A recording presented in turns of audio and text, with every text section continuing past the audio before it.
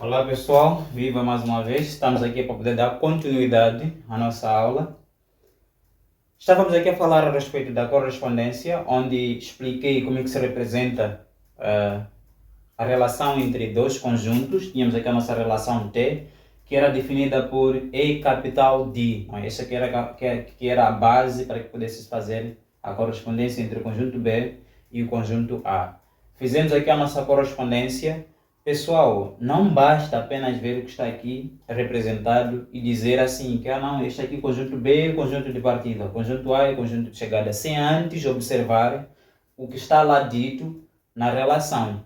Ou pelo menos você deve observar o sentido das setas aqui. Você consegue ver que as setas indicam que a relação começa do conjunto B para o conjunto A. Então, se a relação começa do conjunto B para o conjunto A, isto significa que o conjunto B é o conjunto de partida e o conjunto A é que é o nosso conjunto de chegada.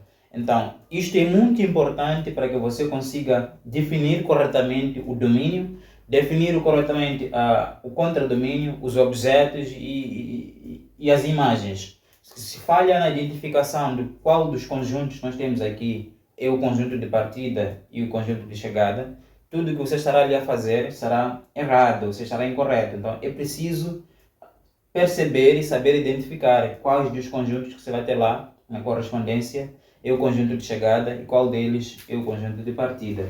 Então, observando que nós temos aqui, o conjunto B é o conjunto de partida e o conjunto A é o nosso conjunto de chegada.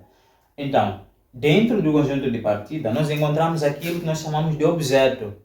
Um elemento que está no conjunto B, neste caso do conjunto de partida, que possui alguma correspondência para algum elemento do conjunto A, este elemento recebe o nome de objeto. Neste caso, olhando para os elementos que fazem parte do conjunto B, beira é objeto, por quê? Porque tem aqui a sua correspondência para com a sua província, um distrito capital, e tem lá a correspondência com a sua província que só fala. Lixinga, idem, é um objeto. Por que é objeto, professor? É objeto por quê? Porque tem lá a sua correspondência para com a sua respectiva...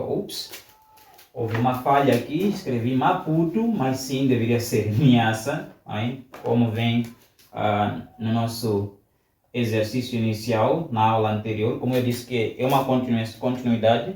Então nós temos aqui Lixinga, tem como sua província Lixinga é um distrito capital, neste caso é a capital de Niassa, e resta aqui Maputo e Chimoio.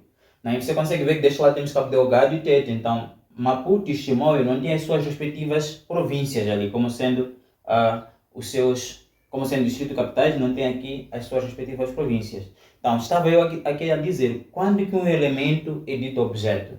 Um elemento é objeto quando tem alguma correspondência para algum elemento do conjunto de chegada.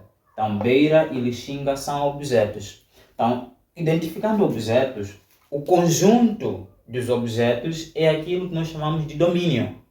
Então, neste caso, domínio é o conjunto dos objetos. Olhando para a nossa relação aqui, diríamos nós D, D de T, é assim como nós representamos a conotação para o domínio, escreve-se D, T, desta maneira. T é o quê? T é a relação que nós representamos.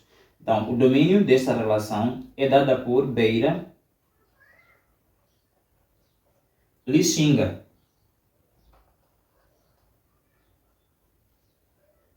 Então, este é o nosso domínio. Estes são os objetos. Então, o conjunto dos objetos forma aquilo que nós chamamos de domínio. Quando vamos no conjunto de chegada, nós encontramos lá alguns elementos que possuem correspondência. Então, esses elementos que possuem correspondência são chamados de imagem. Então, neste caso, se formos aqui observar a imagem de beira, que só fala. A imagem do objeto lixinga é Niassa. Então, esses elementos que possuem alguma correspondência para com os elementos do conjunto B, esses recebem o nome de imagem. Então, o conjunto das imagens forma aquilo que nós chamamos de contradomínio. Então, neste caso, teríamos aqui a escrever C, contradomínio, a conotação do contradomínio é C, D, e a relação que está lá representada, neste caso, a nossa relação é a relação T, então fica CDT. CDT. Neste caso, contradomínio, que neste caso teríamos ali Niassa e só fala. São as únicas imagens que nós temos lá. O contradomínio você pode encontrar escrito desta maneira, como também poderá encontrar escrito D''T. Também estamos a nos referir ao contradomínio. Pessoal, é isto. Sempre que vocês tiverem a correspondência para identificar os objetos, observem no conjunto de partida quais elementos possuem correspondência. Para identificar as imagens, observem no conjunto de chegada quais elementos possuem correspondência. O conjunto dos objetos forma aquilo que nós chamamos de domínio. O conjunto das imagens forma aquilo que nós chamamos de contradomínio. Então é isto, simples, fácil, prático, desta maneira trabalhar com a questão de correspondência. Se você chegou até aqui, quero lhe convidar a poder se inscrever neste canal, a deixar seu like neste vídeo e também a deixar lá seus comentários a respeito daquilo que você achou desta aula. Até a próxima aula.